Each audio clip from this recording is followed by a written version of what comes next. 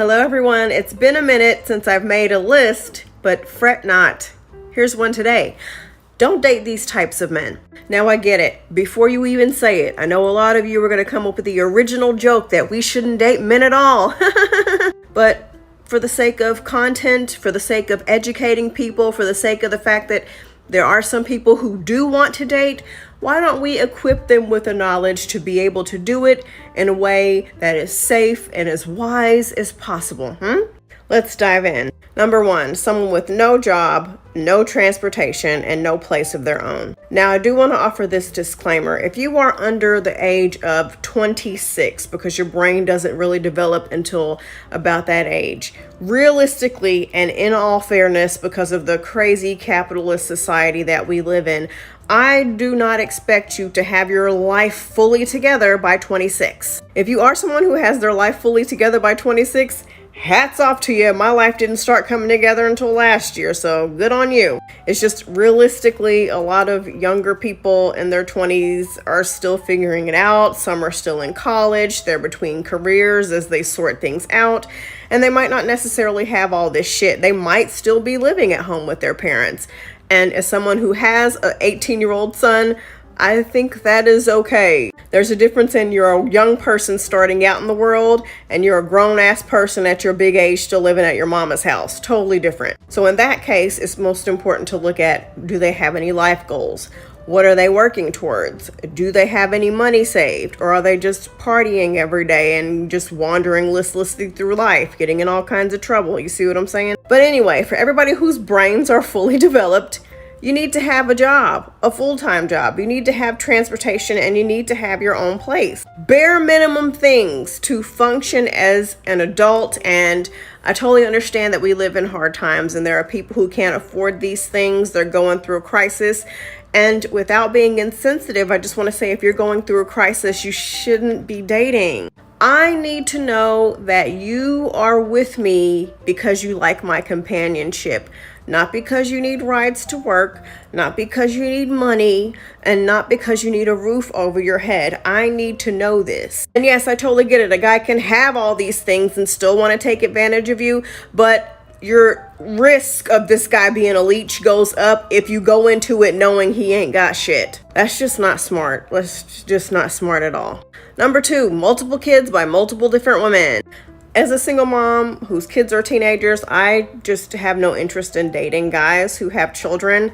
I know that women can be deadbeats, but women more times than not are going to do what they have to do and take care of their kids. And we have seen repeatedly men not do that. So I'm not interested in being anyone's mom. I don't want to raise any more kids. I'm done. But if you really don't mind if a man has kids, there's a difference in a man after a certain age. He was with someone long term and he has one or two kids by them. That's one thing. But it is a serious red flag if he has just pollinated the earth with his various children by different women. You will be the next mother of his child that he won't take care of. There's just a whole lack of discipline and I don't care how good of a father you think you can be. Having so many different children just spread all across the land, there's no way that you can give them the attention and the love and the focus that they need. And he's already shown you that he cannot commit to anyone. He's just got these little broken families spread everywhere. So what makes you think you're going to be any different? And a lot of times these men use women as free childcare. They want you to raise their kids for them so that they don't have to. Number three, anybody with a substance abuse problem. If you're spending money on illegal substances, if you are constantly drunk, I don't care if it is a substance that's legal in most states, if you are going broke to buy that substance, that's also a problem. You cannot save anyone. Please do not think that you're going to rescue this person and help them become a better person with your love. They're going to spend their money and your money taking care of this addiction. They're going to be inebriated, passed out, useless, possibly abusive to you, possibly gone all the time, depending on what it is they're addicted to, possibly putting you in dangerous situations. You can't save them. You can't change them. Stay away from them. If you get with someone like this, you are making a big mistake that will blow up in your face. You will regret it. No other way to say it. Number 4, someone who has legal troubles.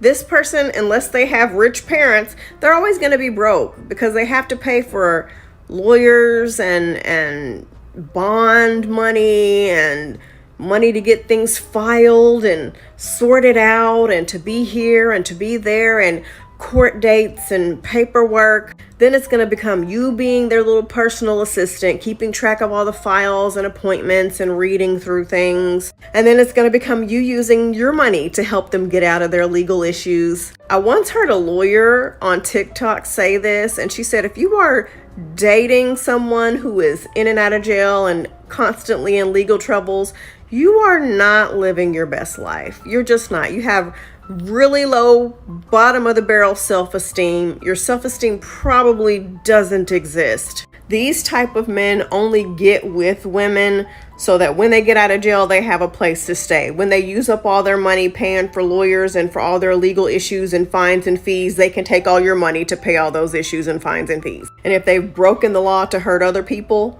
or if they don't even give a fuck about themselves to do right, what makes you think they're going to do right by you? I'm just saying. Number 5, somebody who is still married. I don't care what he tells you. We're almost divorced. We're separated. The marriage was over a long time ago. If they are still married, they are off limits. If you can't even do right legally and wait until you are legally divorced, ain't no telling what you're going to do with me in our relationship. I don't trust you. And most of these men be lying anyway when they tell you, well, the relationship's been over. Oh, we're separate. No. If you're still married, we are not going to be together. Which leads me to number 6, somebody who is still living with their ex. Listen, I totally get it. They broke up and they just can't afford to live on their own. Or they're divorced and they just want to stay in the same household for the kids. You know what? Everybody's situation is different. I love that for you, but I just don't trust it. I don't want to have anything to do with it. When you can get your own place, then you might be a good candidate for somebody to date you. But if you're still wrapped up so deeply in the life of your ex to where you're living with them, I don't want to be involved in that. It just seems a bit odd and inappropriate to me. I don't know. Number 6, they have self-induced health problems. I'm not talking about a disability that they were born with or they were diagnosed with some terminal illness or something serious that they just couldn't help. Life happened. I'm talking about you fucked over your own life. You drank too much. You screwed up your kidneys. You brought this on yourself. And now you're out here looking for a woman to become your nurse and your personal assistant and your chef and take care of you because you fucked yourself over. Some of these men have run out of money taking care of these health issues, so they want your money. They've burned bridges and run away their own kids, their former partners. Now they have no one left to take care of them, so they're gonna have you do it. Nope, don't want it. Get somebody else to do it. Number 8, 50-50 red pill types. If he believes in let's go 50-50 on bills, if he believes in he wants his women to submit and all this stuff, stay away from him. Your life is gonna be hell. He's going to drag you through the mud. You might think you want that lifestyle, but once you live it, you're going to realize you made a huge mistake. These men are going to exploit you for your free labor, for your sex, for your money, for your time, and then leave you high and dry and go on to the next person. Number 9, somebody who's religious. Notice I put an asterisk by it. You want to know what their beliefs are because they might be religious and try to manipulate you into serving them, into a situation where they can cheat on you and they want you to be okay with it. They can trap you with kids. Number 10, someone who is broke. I've said this before and I'll say it again. If you ain't got no money, you don't need to be dating right now. You got other things you need to be worrying about, like getting your life together. I ain't judging. I've been there before, but dating should be the last thing on your mind. What do you think? What would you add to the list?